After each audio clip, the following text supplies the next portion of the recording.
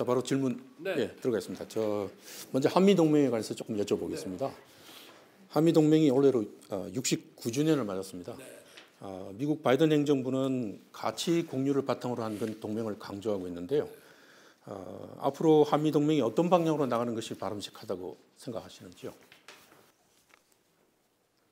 1953년 이제 6.25 전쟁 중에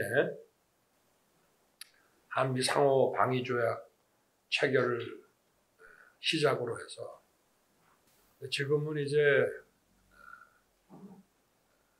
군사적인 안보만이 중요한 것이 아니라 이제 뭐 경제 안보, 또 기술 안보, 이제 심지어는 인권 안보라는 얘기까지 나오고 있기 때문에 동맹이라고 하는 것은 서로 상대국의 안보가 훼손될 때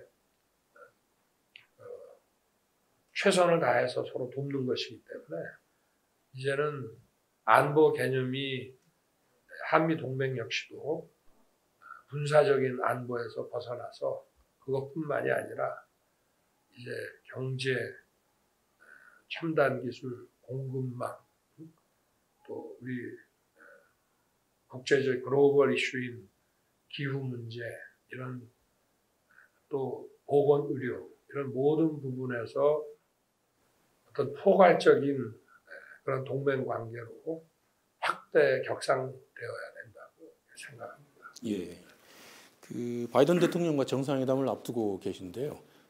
회담에서 이루고자 하는 성과 몇 가지 꼽으시면 어떤 게 있을까요? 뭐 작년에 문재인 대통령이 바이든 대통령과 만나서 구두 협의하고 약속한 내용들이 있는데 좀 더 내용이 더 보강이 되고 그때 좀 빠진 부분들이 더 좀 보충이 돼야 될 것 같고요. 그리고 특히 그 쿼드 워킹 그룹에 관해서 이제 백신 문제만 작년에 논의가 됐는데 그 기후 문제라든지 첨단 기술 분야까지 좀 워킹 그룹의 그 참여 활동 범위를 좀 넓혀야 될 것 같고,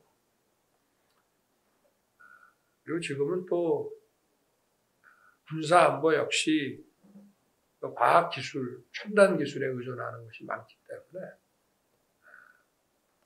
이런 첨단 기술 분야에 대해서 한미 간에 조금 더 밀접하게 협력을 해야 될 것 같고, 그리고 우리 역시도 미국의 정책을 공감한다, 우리도 함께 하겠다, 이런 것에서 이제 좀 벗어나서 미국과 함께 이 글로벌 이슈에 대해서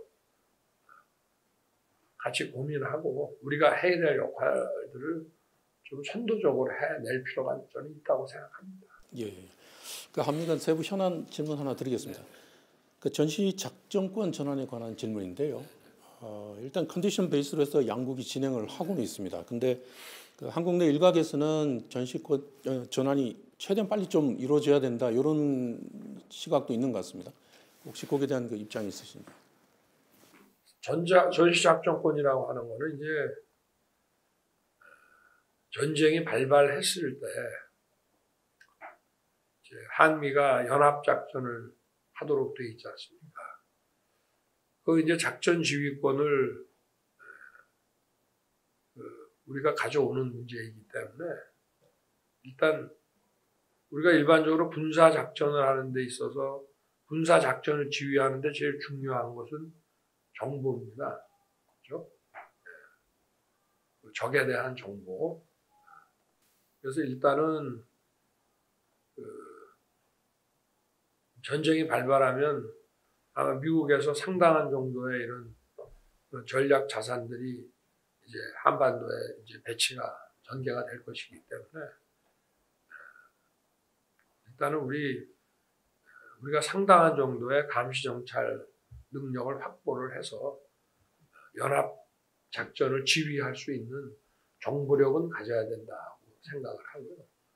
정보를 미국보다 우월하진 않더라도 어느 정도의 이런 감시 정찰 자산을 확보를 하고 그 시스템을 우리가 운영을 해야 되는데 그 준비가 좀 미흡하다고 저는 생각을 하고 있습니다. 그리고 북핵에 대해서 그 투발 수단인 그 미사일 공격에 대응할 수 있는 이런 방어 체계를 더 고도화시키는 것이 일단 좀 필수적이지 않느냐. 그래서 그 두 가지 부분에 집중적으로 우리가 더 준비가 되면 굳이 미국도 이런 그 작전 지휘권을 한국에 넘기는 것에 대해서 크게 반대하지는 않을 것이라고 저는 보고 있고요. 그렇게 하는 것이 전쟁에서 이기는 가장 효율적인 방법이 무엇이냐에 따라서 작전 지휘권의 소재가 결정돼야 된다고 생각합니다. 예, 그러니까 전시 작전권 전환을 지금의 진행 속도보다 더 빨리 할 필요는 없다 그 말씀이시죠? 빨리 하려면 준비를 더 많이 해야 되고 작전 지휘권의 귀속을 어디에다 두느냐의 문제는 전쟁에서 승리하는 가장 효과적인 길이 무엇이냐에 따라서 결정돼야 되는 것이지 어떤 명분이라든가 뭐 이런 이념 이런 거로 결정될 문제는 저는 아니라고 봅니다. 북한 핵 문제 아까 잠깐 말씀하셨는데요. 북한 핵 문제가 남북 관계 또 미북 관계에서 사실 가장 큰 걸림돌입니다. 핵 문제 해법을 어떻게 보고 계십니까? 뭐 대단히 어려운 문제죠. 지금 이 전 세계적으로 NPT 핵의 이 비확산 그 체제를 지금 전 세계가 다 대부분은 그것을 동의하고 하나의 규범으로서 지금 받아들이고 있는 것인데 지금 북핵에 대응하는 이제 방법으로 계속 확장 억제가 이제 강조돼 왔고 우리가 이 확장 억제에 더 깊이 더 미국과 더 내밀하게 커뮤니케이션하고 참여를 해야 되는 것이면 틀림이 없고 우리나라나 미국의 이 조야나 학계에서도 과연 이 확장 억제가 우리 한국 입장에서 미국의 그 핵우산 국가 입장에서 봤을 때 그 국민들이 과연 이 확장 억제에 대해서 완전히 신뢰할 수 있느냐. 그래서 거기에 대한 또 대안으로 뭐 핵 공유라든가 특히 우리나라 같으면 전술핵 재배치 문제도 논의가 되고는 있습니다. 그러나 저는 핵 비확산 그 체제를 저는 존중하고 그래서 확장 억제를 더 강화하고 우리의 그 미사일 그 대응 시스템도 더 고도화하고 그리고 어떤 이런 안보리의 그 대북 제재도 일관되게 유지를 해야 될 필요가 있다고 생각합니다. 이 북핵 대응이라고 하는 것을 그때그때 편의적으로 자꾸 바꿔서는 안 되고 일관된 그 시그널과 메시지를 줘야 되고 북한이 조금이라도 거기에 대해서 핵을 포기한다든가 또 핵사찰을 받는다든가 어떤 불가역적인 비핵화 조치를 단행을 하게 되면 북한의 그 경제 상황을 대폭 개선할 수 있는 프로그램도 다 점검을 해서 준비를 해놓을 생각입니다. 예. 그 지난 2019년 2월 미국과 북한 간 그 하노이 정상회담이 결렬된 이후에 사실 북한 핵 협상은 지금 중단된 상태입니다. 그 현재 대치 상황을 해소하고 그 대북 대화를 재개하기 위해서 혹시 그 김정은 위원장을 직접 만나실 용의는 있으신가요? 만나는 거를 굳이 피할 이유는 없고요. 그러나 상호 간의 그 실무 협의를 통해서 어떤 좀 만났으면 거기에 상응하는 어떤 결론을 그 남북한 그 국민들에게 또 우리를 지켜보는 그런 외국 국민들에게 어떤 결과를 딱 보여줄 수 있는 게 있으면 모르지만 그냥 만나서 아무 성과가 없다든가, 또는 뭐 어떤 보여주기식 성과만 있고 사실은 그 비핵화라든가 또 북한에 대한 경제 지원에 있어서 그것이 어떤 그 실질적인 결과가 없다면은 서로 간에 북한의 비핵화, 남북 관계의 진전에 별 도움이 안 될 것 같다. 다만 우리가 한 민족이라는 것은 틀림없기 때문에 그 문화, 체육 이런 교류는 좀 원활하게 해야 되지 않느냐 그런 생각을 가지고 있습니다. 직접 만나시는 거에 대한 어떤 전제 조건 같은 건 있으십니까? 북한이 먼저 취해야 될 조치 같은 거. 글쎄 그거는 이제 실무적으로 좀 협의를 해봐야 되겠죠. 네. 북한 인권 상황을 개선하기 위해서 한국 정부가 할 수 있는 역할이 있다면 어떤 게 있을까요? 인권 문제라는 것은 그 보편적인 것입니다. 어떤 사람에게는 인권이 있고 어떤 사람의 인권은 중요하지 않고 그렇다면 그거는 인권이 아니죠. 정치적으로도 내 편에 속하는 사람의 인권은 존중돼야 된다고 하고 무한히 존중돼야 되고 내 반대편에 정치적인 반대편에 있는 사람의 인권을 무시해도 좋다 하면 그거는 인권이 아닙니다. 그러니까 이제 뭐 북한이나 뭐 세계 어느 곳에서나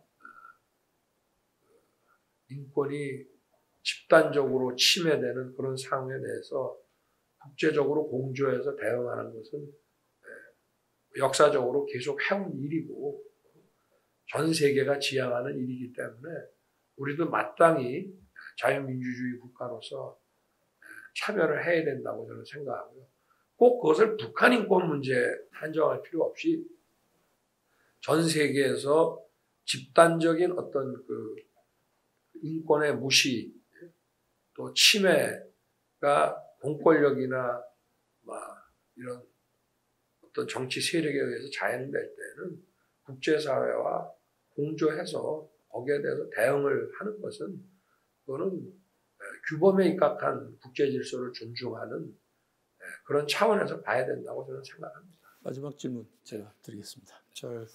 미국 의회에서는 그 북한의 인권 상황이 개선되기 위해서는 대북 방송이라든가 그다음에 대북 정보 유입 활동이 핵심이라고 보고 있습니다. 또 이제 그런 활동을 지원하는 그 활동들을 많이 벌이고 있는데요. 혹시 한국 정부 차원에서 그런 계획을 혹시 가지고 계신지? 글쎄 뭐 저는 그 대북 그 방송이라든지 또는 뭐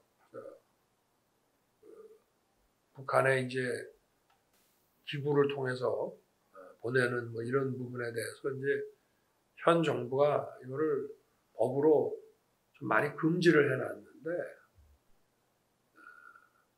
그것이 접경 지역 그 주민들의 어떤 그 안전을 위해서 꼭 필요한 것이 아닌 이상은 그건 좀 잘못된 결정이라고 저는 생각을 하고 정부 차원의 문제를 생각하기 전에 민간 차원에서 벌이는 그런 인권 운동을 북의 눈치를 본다는 차원에서 정부가 강제적으로 규제하는 것은 그거는 온당하지 않다 생각합니다.